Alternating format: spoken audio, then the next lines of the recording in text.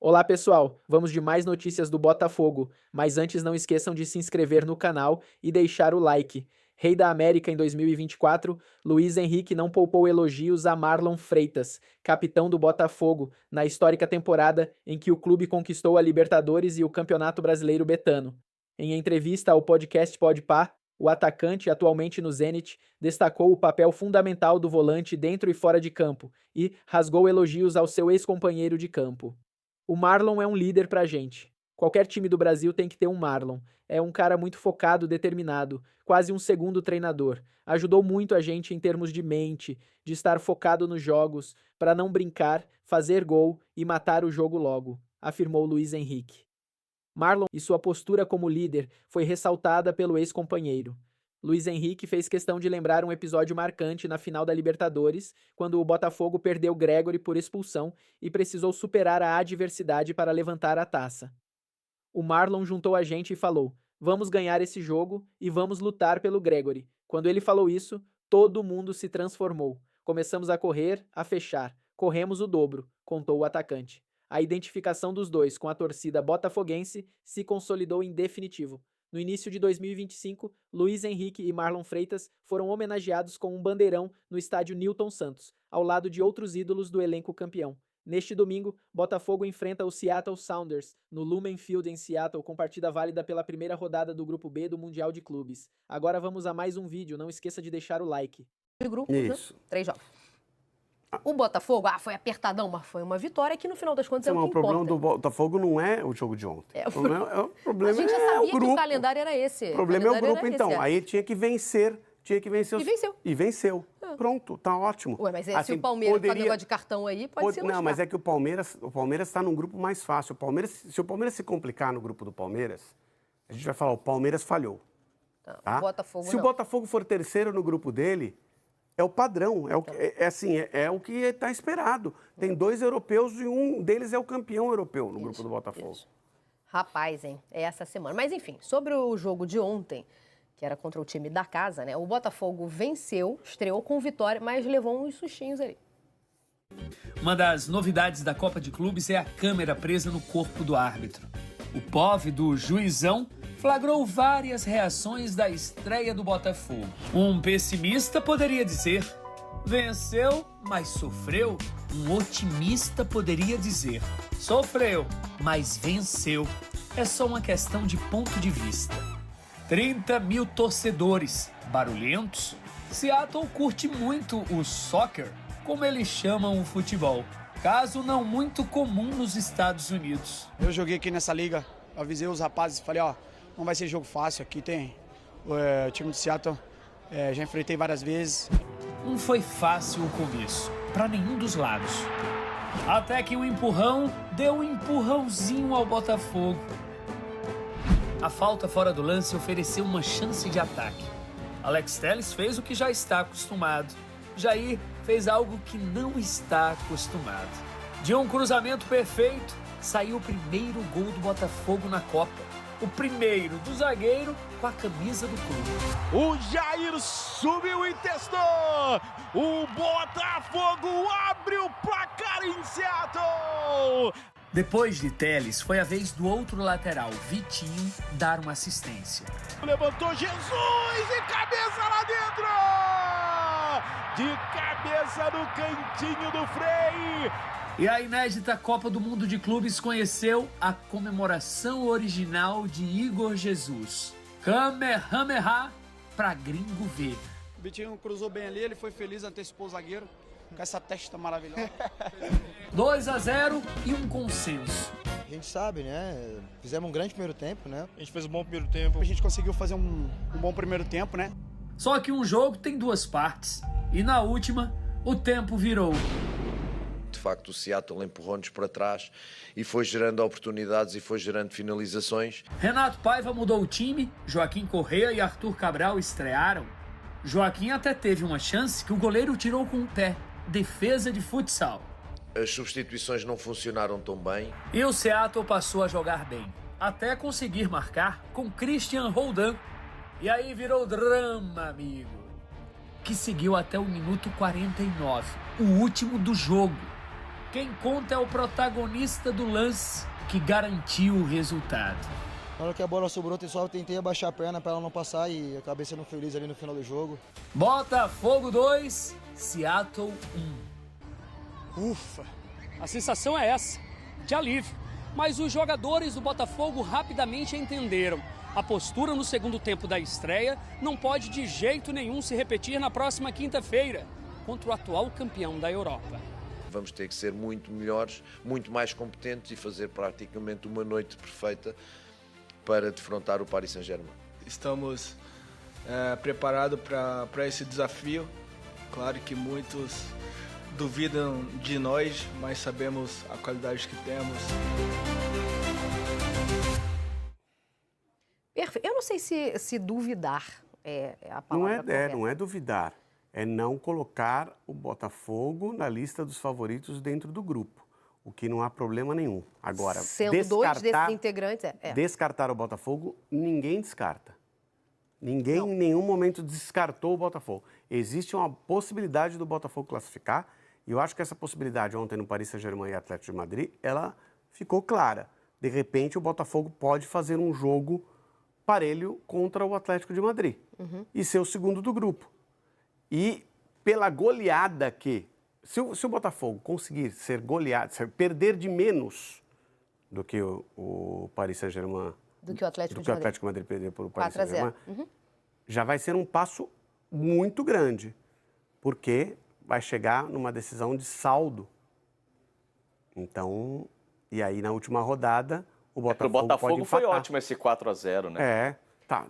O Botafogo pode jogar, assim, depende também de quanto o Atlético de Madrid vai ganhar do Seattle. Por isso que ontem, quando fez 2-0, eu falei assim, o Botafogo vai fazer 4-0 nesse jogo e aí vai ficar para empatar com o Atlético de Madrid.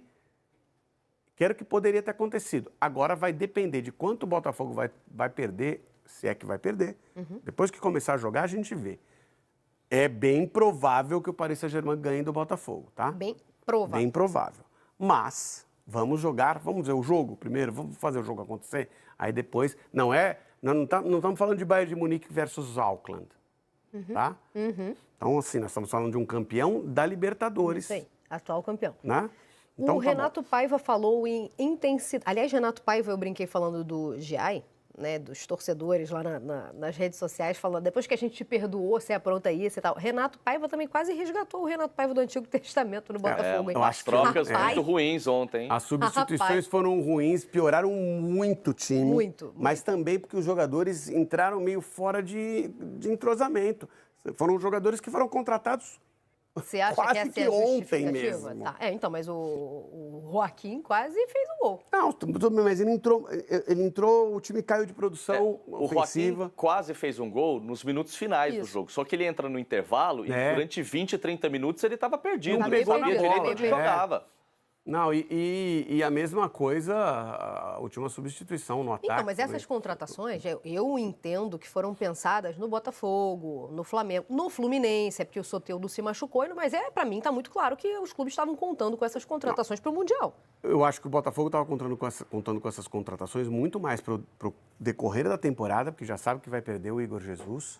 Sim, mas aí bota para estrear no Não, Copa porque aí do já Mundo. chegou, já chegou, tem que ir entrando Então, no time. mas aí se arrisca esse tipo de circunstância. O cara tá meio perdido ali, não tá entendendo o pagode O problema direito. é que assim, as substituições também eram, né? Você olha para o banco, não se ajudou, você não tem tanta Não, mas opção, o Renato né? Paiva também não se ajudou. O mosquito veio pro meu lado, viu, Mari? Para mim, mais do que o Joaquim Correia estrear ou não no intervalo, eu acho que passou por uma avaliação ruim do Paiva de quem colocar e quem tirar. Porque durante muito tempo faltou controle para o meio-campo do Botafogo, você ficar com muitos jogadores no ataque, ficar com o Correia, ficar com o Igor Jesus, com o Arthur Cabral. O Igor Jesus vai sair nos minutos finais. Durante boa parte do segundo tempo, o Botafogo fica com 3 atacantes e sem controle nenhum no meio. Né? Não, e assim, a parte final do jogo que complicou. O primeiro tempo foi muito bom. Então, o Paiva falou, e era isso que eu ia trazer, que ficou um pouco impressionado e acha que sofreu o impacto da intensidade do que ele chama de oponente, né? Do adversário, do Seattle, e que o Botafogo está cansado. Só que aí eu fico pensando, se o cara viu o problema na intensidade do Seattle, Como é o Paris Saint-Germain. Isso foi um problema, assim, você não soube frear essa E assim, intensidade? o Seattle tá em temporada, assim como o Botafogo, né? Que os europeus estão em final de temporada, na verdade, Mas estão em casa, de né? férias já, né? Quem está de férias? Os europeus estariam de férias. Ah, sim. Né? O Seattle está em casa, mas quem deu show foi a torcida do Botafogo, tá? De novo. É que eu acho que, assim, você falava disso, que o Seattle tem torcida e tudo mais, média de mais de 30 mil. Várias vezes a torcida do Botafogo. Então, o brasileiro torce muito melhor. Muito melhor. Sabe como que a torcida do Botafogo gritava? Seattle, torcida de teatro. É uma rima meio... uma coisa rebuscada, né? É uma rima meio fraca, assim, meio diferente, mas assim, que dava o seu sentido, né? Dava resultado. E a torcida do Botafogo fez a festa em cima da torcida do Seattle. Você não vai falar do uniforme, não? Você que gosta tanto? Do Seattle? Não achei acho bonito, dos piores, não. Acho ok. As cores. Seattle que é de 1974, né? Quer dizer, fez 50 anos, jovem. Jovem para uma equipe de futebol. Acabou de fazer 50. Jovem para uma equipe de futebol dos Estados Unidos, em 1974, quando Seattle foi fundado como clube de futebol lá nos Estados Unidos, eles nem sabiam exatamente o que eles estavam fazendo. O que ia acontecer? Eles tiveram que explicar exatamente o que eles estavam fundando, né? Aí assim, um clube de futebol. Mas não, é clube de futebol. Como assim? Que jogo que é esse? Né? Foi explicado lá nos Estados Unidos, isso foi explicado nos últimos 20 anos. Imagina em 1974, você fala, vou fundar um clube de futebol. Quando o Seattle foi fundado, demorou muito para a gente ter aquele love. Ainda levou um tempo pro Love. Foi. Agora, para completar, vamos ver o primeiro. A gente tem o primeiro gol do Botafogo? A gente tem o primeiro gol do Botafogo, Rafa? Se o Rafa não tiver, ninguém tem. Não, porque ele já estava desesperado. Eu temi. Tá, esse é o primeiro gol. Mas a gente tem antes do primeiro gol. Aí eu tô exagerando. O que você quer ver antes? Eu quero ver a falta. A falta a gente tem que voltar um pouquinho. Eu quero ver a falta. Que originou. A falta é o mais importante. O gol é uma falta bem batida, né? Aquela falta fechada que leva perigo para o adversário. Um bom desvio de cabeça do Jair. Mas a falta, ela é uma falta tola. É a falta que a câmera vê? Que você Isso. tá falando? É a falta da câmera do juiz. Isso. Aliás, essa câmera é uma... Eu gostei. Eu gostei, mas eu só usaria em replay quando ficasse muito claro. Olha aí, visto? Ó, o Arthur discute com o jogador. Sabe como chama esse jogador, o sobrenome dele? Tolo. E aí, o que ele faz, o Tolo? Caiu na pilha, né? O Tolo faz uma falta boba. No oferecimento, Rafael, nosso DTV. Foi ótimo isso aí, hein, Rafael? Muito bom, hein? Pegou perfeito. Uma falta dessa, a bola está em movimento. O árbitro está vendo, como vocês puderam perceber na câmera que está no árbitro. Ele estava vendo o lance. Ele estava vendo o lance. E aí, essa é a jogada de origem do gol do Botafogo. Então tá, mas vamos ouvir o Paiva, então, porque ele falou que o Botafogo, no segundo tempo, ele acaba admitindo, né? O Botafogo teve uma atuação meio ruim, vamos ouvir. De facto, o jogo tem duas caras. A primeira parte até nem entramos muito bem, a perder bolas fáceis, tecnicamente, erros técnicos, e não entramos muito bem, mas depois, ao longo da primeira parte, nós fomos tomando conta do jogo. Os golos também o primeiro golo foi-nos tranquilizando. E nós ainda temos ali duas oportunidades, uma do Igor isolado e outra do Teles, em que podíamos ter feito mais golos e em que o Seattle praticamente não tem grandes oportunidades de golo. Depois, na segunda parte, de facto, nós caímos muito em questões físicas, na minha opinião. Não conseguimos lidar com a intensidade e a agressividade que o nosso adversário pôs no jogo. Essas lições que nós temos que perceber, temos que entender. E a equipa tem, obviamente, que manter, em especial neste tipo de competições, manter o ritmo muito alto, o maior número de tempo, e hoje não conseguimos fazê-lo. Sabe que isso, mesmo quando eu consigo ver traços de Arthur Jorge, quem? Segundo John Textor, né? Quem? Arthur Jorge. Mesmo quando eu consigo ver traços de Arthur Jorge nesse time do Paiva, a intensidade ele ainda não igualou. Eu sei que você vai falar que é difícil, porque perdeu o Luiz Henrique, perdeu o Almar, tudo bem. Jogadores. Beleza. Mas padrão intenso não foi recuperado. Não precisava ser e a aquele nível, não. intensidade desse Botafogo que você falou, ela não existia em julho, que foi alcançado. Renato Paiva começou... Mas você acha que se o Botafogo tivesse esse time no início do ano... Eu acho que se o Botafogo tivesse esse time no início do ano, o trabalho começaria em final de janeiro, né? O trabalho de preparação da equipe com esses jogadores. Se tivesse esses jogadores e tivesse o técnico... Não, tudo bem. O técnico, mas o técnico... Sim, okay. Não, mas mesmo com esse técnico, se a gente tivesse o trabalho iniciado no final de janeiro, estaria num outro nível. Eu acho até um nível bem bom, tá? Pela bagunça que o Botafogo fez nessa temporada. O Botafogo fez uma bagunça nessa temporada. O que o Botafogo joga... Acho bom. Está muito bom. Tá bom porque... Para mim é surpreendente. Eu esperaria um estágio inferior ainda e acho que o time... Porque abriu mão no começo da temporada, está até melhor do que todo mundo imaginava. Então, mas eu não estou questionando a qualidade do futebol apresentado, não é isso. É só a questão do padrão mesmo de jogo e eu acho que isso está muito relacionado ao... E agora, quando o treinador parece que está dando um caminho, tá? Vai perder 2 peças, né? Porque, aí já muda tudo de novo. Cuiabano parece que não vai, né? Vai ser o Jair. E, aliás, os gols ontem foram marcados pela Nottingham, 2-0 para o Nottingham Forest. O Jair meio deu uma desconversadinha, assim, né? Falou, tô aqui e tal. Tô aqui, mas não tô lá. Não tô... É tipo o que a gente tá sentindo aqui. Eu tô aqui, mas não tô. Não sei exatamente que dia hoje. Impossível. Não, acontece. Acontece. É raro, mas acontece. De qualquer maneira, ele, aspas aqui dele, estou focado aqui e espero continuar agregando. Não duvido que esteja focado. Não, duvido zero. Tenho tanta certeza que ontem ele fez. É óbvio que ele questiona se às vezes a gente é um pouco cruel nessas avaliações. Ó, o beijo no escudo, ó. Isso realmente é... O cara já sabe que vai sair. Isso eu senti firmeza mesmo. Eu não sei se tem tanta influência, de verdade. Estou muito feliz de estar aqui, estou beijando o escudo do clube que eu vou passar 6 meses. Não, né? Quero dizer que não sei se tem tanta influência o cara jogar sabendo que vai sair.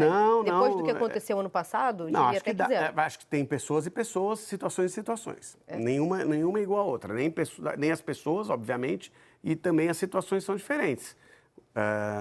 Tem jogador que sente. Vendido vai reagir de uma outra forma. Acho que a gente só teve exemplos positivos, então. O Endrick, o Estevão, o próprio Igor Jesus. Atualmente, os mais recentes tem foram mais positivos do que negativos. Porque eu acho que essa virou uma prática mais comum também, né? No caso especialmente para esses jovens que fecham a negociação com 16 anos e meio, quase 17, vai ficar mais um ano. Então, mas no caso do Jair não está fechado ainda, né? No caso do Igor Jesus já. E o Cuiabano não vai, pelo menos que foi dito. Aliás, o Cuiabano foi a surpresa na escalação. A ausência do Cuiabano foi a surpresa na escalação. O Textor falou. Mas eu acho que os exemplos recentes, nem o Jair já sabe que vai sair, nem o Gerson, né? Porque a negociação com o Jair Flamengo, já sabe que vai sair. É que não está fechado. Ele não sabe para onde ele vai sair. Bom. Mas quando ele foi contratado, ele já sabia que ia sair. O Jair foi contratado para o Textor fazer dinheiro. E se o Textor fizer dinheiro e o time for campeão, vai fazer mais dinheiro ainda e o torcedor fica feliz. Então... não tem problema. Usou o Jair num período X e ele contribuiu para um título do Botafogo, ficou bom para todo mundo. Esse é o ideal, né? O problema é quando tem só retorno financeiro e não esportivo. Não vai dar sempre certo, não. Não é garantia de o retorno financeiro e o retorno esportivo, toda vez um vai estar atrelado ao outro. Sim. Não. Se você tiver retorno esportivo, você tem retorno financeiro. Então, mas o contrário é que não é verdadeiro. Então, você pode ter retorno financeiro sem ter retorno esportivo. Sim, beleza. Talvez você tenha menos, mas quando você contrata um jogador com essa idade do Santos, já visando o mercado internacional, você sabe que você vai vender por mais do que você contratou. Isso já é retorno financeiro. Se ele vai dar resultado em 6 meses, em 8 meses ali, aí você não tem certeza. Se der, ótimo. Se não der, você vai ganhar dinheiro do mesmo jeito. Então, o que eu estou querendo dizer é que se der, você ganha mais dinheiro. Por isso, essa relação é verdadeira, mas a oposta não. Vini, preciso me despedir de você. Passou rapidinho, não passou? Sempre bom. Beijo pra vocês, ótima semana pra todo mundo. Espero amanhã estar com a cabeça mais organizada. Não, vai estar, porque acaba meia-noite. O de hoje é tranquilão. Muita coisa do Botafogo positiva, não. Breler, acho que, como o Prats falou, está muito da incompetência do Seattle, né? Lances assim, bem... Você olha e fala, cara, isso aqui... com todo respeito, aí quando fala com todo respeito já foi buraco abaixo. Quem não respeitou mais nada, né? Mas assim, lances que eu não vejo muito aqui nas peladas aqui da empresa, né? Sabe, o Churras lá e tal, tem lances assim que eu não... E os caras erraram coisas assim. Aquele De La Vega que entrou, que é a grande promessa, né? Sim. Né? Ele veio do Lanús. Ele teve dois lances assim, bem bizarros na partida. Teve assim, jogada da cara do gol, não ele, mas furou ali. O Prati disse nos bastidores que é o Canóbio argentino. Canóbio argentino é boa. Gente, perto dele, assim, do que se viu hoje, o Canóbio é um gênio. Tudo bem, Bruno? Tudo bem, William. Bom dia para você, para os companheiros. Olha, hoje não foi uma jornada muito feliz do professor Renato Paiva, nem tanto pela escalação. A escalação com 2 centroavantes, para mim, fazia sentido pela fragilidade do Seattle Sounders na bola aérea. Então, e na bola aérea o Botafogo conseguiu fazer os 2 gols e até o preenchimento da área favorecia o Igor Jesus a levar vantagem nesses cruzamentos. Mas no segundo tempo, ele desarrumou o time completamente. A entrada do Tuco Correia fora de ritmo e também não na posição ideal. Ele é um segundo atacante, ele não é necessariamente um ponta, até pode jogar mais aberto pelos lados, mas ele funciona ali realmente se aproximando do centroavante e ficou meio perdido em campo, começou meio do lado esquerdo, centralizava demais, o Botafogo perdeu o lado esquerdo, não conseguiu retomar, o Cuiabano entra, mas também sem uma função definida. E aí foi uma série de decisões que não funcionaram. Até saca o Savarino para colocar o Arthur Cabral, já tinha sacado o Mastriani, desfez o sistema com 2 centroavantes. O Igor Jesus aqui, mais para trás. O Igor Jesus volta de novo. Então ficou realmente um Botafogo muito bagunçado, muito desarrumado no segundo tempo, enquanto o Seattle Sounders, que tem um trabalho longevo, né? O Brian Schmetzer faz um trabalho de quase 10 anos lá, conhece muito bem o time, arrumou o que não estava funcionando no intervalo, tirou o Noru, que é o lateral esquerdo ali meio atrapalhado, fez aquela falta no Arthur. Senhora, uma falta. E aí saiu o gol do Botafogo. Falta boba, né? Empurrou, tomou amarelo, e aí ele tomou uma boa decisão, que foi colocar mais um meio-campista, não colocou um lateral, e ali o Seattle Sounders conseguiu ter mais posse de bola, 19 finalizações no segundo tempo. Pecou nas próprias limitações, né? Essa é a questão. E assim, o Botafogo, além de ter escapado de tomar um empate, e até mesmo a virada, perdeu uma grande oportunidade de fazer saldo. Porque era um jogo para fazer ali 2-3-0 pela superioridade. O Botafogo nem jogou tanto, mas era superior no primeiro tempo. Então, as decisões do Paiva comprometeram muito o jogo do Botafogo no segundo tempo, mas é aquela história. Estreia, assim como final, não se joga, se ganha. O Botafogo cumpriu a missão primária, que era vencer o jogo. E aí realmente confiar numa mobilização. Até a estreia tem esse peso emocional, psicológico, então já tira esse peso, mas vai precisar jogar pelo menos o dobro para resistir ao PSG. Resistir, essa é a questão. Exato, não é jogar de igual para igual, é ser muito realista, e até o jogo de hoje mostrou que o Botafogo realmente vai ter de fazer um jogo de resiliência, de resistência para tentar um empate ou perder de pouco do PSG. Essa é a questão agora, né, Calçade? Porque muita coisa vai ter que mudar para enfrentar o PSG. Acho que o Breira foi muito bem aqui. Resistir.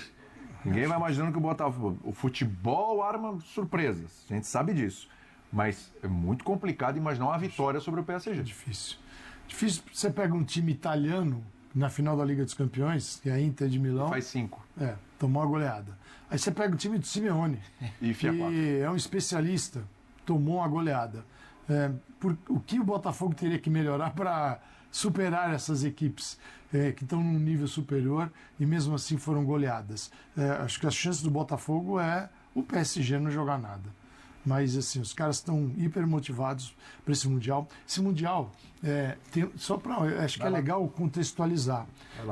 A gente olha para ele pensando naquilo que a gente via até pouco tempo atrás. Aqueles jogos do final do ano são jogos em que todas as ligas estão com seus jogos ativos, seus campeonatos locais.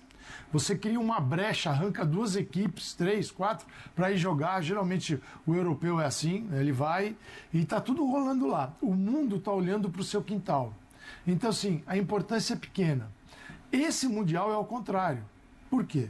É um Mundial, tem a chancela da FIFA, o outro tinha a organização da FIFA, mas esse tem o carimbo da FIFA, não existe nada no mundo do futebol rolando, tanto que aqui parou, e os campeonatos europeus estão parados. Então, assim, naturalmente, o mundo do futebol olha para esse Mundial, porque ele está num espaço do calendário que era a Copa das Confederações, que antecipava a Copa do Mundo de futebol com as seleções. E a FIFA deu uma tacada de mestre. É muito mais legal fazer um evento com clubes do mundo todo do que com seleções antecipando o que vai acontecer um ano depois. Fica muito chato. Claro. E aí ela traz várias regiões do mundo para observar. Então é um evento que, se você for discutir se ele cabe ou não no calendário, obviamente não cabe no calendário do futebol mundial. Mas ninguém está preocupado com isso. Então, o mundo olha com atenção porque é o que tem. E é o que tem magnífico. A premiação absurda só para botar o pé. Pisou nos Estados Unidos. Absurdo. A Botafogo pegou 2 milhões. Por exemplo, o Botafogo ganhou 2 milhões de dólares com essa vitória. Palmeiras ganhou 1 milhão pelo empate. Então você, além de ganhar para jogar, para participar, você vai somando e vai passando de fase. Se quem for o campeão vai pegar uma bolada. E você acha que um Luiz Henrique, o PSG, depois de ganhar 3 títulos, e o Luiz Henrique fez isso, ele já tinha feito com o Barcelona em 2015, Sim. Fez agora com o PSG. Você não quer ganhar um quarto tendo Real Madrid, Manchester City, grandes potências do futebol mundial? Então este evento é outro contexto completamente diferente daquele outro. Certamente vai esvaziar, porque isso aqui é brincadeira. As marcas que estão envolvidas aí, você tem um Real Madrid para estrear ainda, com uma atração que é o Xabi Alonso, os primeiros jogos do Xabi Alonso. Então, essa atenção do mundo é completamente diferente. Por isso que é legal, é muito legal participar. Mas não é a melhor versão do Botafogo. O Botafogo campeão da Libertadores não é esse que está aí. Não é a melhor versão do Fluminense, que já mudou tudo, porque ele foi campeão da Libertadores, mas não é a melhor versão. Brigou para não cair. E Flamengo e Palmeiras eu vejo aqueles que têm mais condições, mas você veja, é pesado, cara. É uma competição pesada, é difícil. E o Botafogo ainda tem essa questão do grupo, né? Pegou um grupo muito ingrato. É mais difícil. Que mesmo o torcedor botafoguense hoje, mesmo vencendo o jogo, com percalços, com sufoco no final, o cara olha de forma pragmática e fala, é uma ladeira, porque o que o Botafogo precisa agora é chegar ao último jogo contra o Atlético de Madrid precisando de um empate. Sim, essa é a conta. Aí é o cenário ideal. É ser objetivo, prático e reconhecer limitações e o abismo que existe hoje entre Botafogo e PSG. Eu posso falar uma coisa rapidinho? Se o Botafogo ele consegue a classificação dele, e se ela acontecer, será em segundo no gruro, né? O saldo dele em relação ao Atlético é de 5. É de 5. Eu digo, é de 5 gols de diferença. O que a próxima rodada vai provar, porque aí tem o Botafogo contra o PSG e o Atlético de Madrid vai pegar esse Seattle Sounders. Vamos ver o que vai acontecer nesses confrontos, né? Quem perde saldo daqui, quem ganha dali, como é que vai ficar essa diferença? E aí chegar para o empate. Só que se ele chega na condição do empate, ele consegue esse empate, se classifica, provavelmente em segundo, ele cruza com outro grupo, onde você tem o Palmeiras e o Porto. Aí você vai falar, poxa, mas se o Botafogo jogar contra Palmeiras ou Porto, o que ele jogou hoje, ele não ganha nenhum dos dois. Ok, mas a gente sabe que os jogos são diferentes, Exatamente. Aí já vão ser 3 jogos, é outra história e tal. E um confronto brasileiro, por exemplo, é uma outra pegada e tal. Então eu acho que se ele consegue esse feito, o Botafogo tem chances reais de chegar às quartas. Tô falando alguma loucura aqui? Não. Ele tem chance, porque aí ele pega o Botafogo, ele pega o Palmeiras ou o Porto. O que a gente viu do Porto hoje, um Botafogo fazendo um bom jogo contra o Porto, pode avançar. Ele pode avançar. Pode. E contra o Palmeiras também, né? Confronto brasileiro ali. Então, o Botafogo tem ao mesmo tempo, olhando uma possibilidade de, quem sabe, chegar a umas quartas, que seria um grande feito. A gente sabe, brasileiro chegando às quartas é um grande feito. Mas, ao mesmo tempo, Breler, olhando o desempenho de hoje, ficando com a pulga atrás da orelha e sem saber se ele realmente vai sequer chegar às oitavas. E, Breler, esse é um... O Atlético de Madrid enfrenta o time norte-americano na quinta-feira, às 19 horas. O atacante Ousmane Dembélé, um dos jogadores mais importantes do PSG, machucou a coxa esquerda durante o jogo contra a Espanha. A partida foi muito disputada e terminou com a vitória dos espanhóis por 5-4 na semifinal da Liga das Nações. Por causa dessa lesão, não se sabe se Dembélé vai conseguir jogar contra o Botafogo no dia 19 pela Copa do Mundo de Clubes. Isso preocupa tanto a seleção da França quanto o PSG, já que o jogador é peça-chave no time. A França já decidiu que ele não vai participar do jogo que vale o terceiro lugar da Liga das Nações contra a Alemanha, que acontece no domingo. Os primeiros exames mostram que Dembélé deve ficar fora dos campos por 2 a 3 semanas. Por isso, é quase certo que ele não jogará contra o Botafogo, o que é uma perda importante para o PSG. Além disso, Dembélé também vai perder a estreia do PSG no Mundial de Clubes, no dia 15 contra o Atlético de Madrid, no famoso estádio Rose Bowl. Ficar sem ele logo no começo da competição é um problema sério para o time francês, que quer repetir o sucesso que teve na última Liga dos Campeões da Europa, onde Dembélé foi destaque. Outro jogador do PSG, Barcola, também saiu machucado do jogo contra o Espanha. Ele levou uma pancada no joelho e também ficou fora da disputa pelo terceiro lugar com a seleção francesa. Mas no caso dele, a lesão é mais leve e a expectativa é que consiga jogar o Mundial normalmente. A contusão de Dembélé é um desafio para o PSG. Ele foi muito importante na conquista da Liga dos Campeões e agora o técnico terá que encontrar outros jogadores que possam fazer a diferença em campo. A esperança é que o time consiga manter o bom desempenho, mesmo sem um de seus principais nomes. E você, torcedor, o que acha da situação de Dembélé? Deixe sua opinião nos comentários.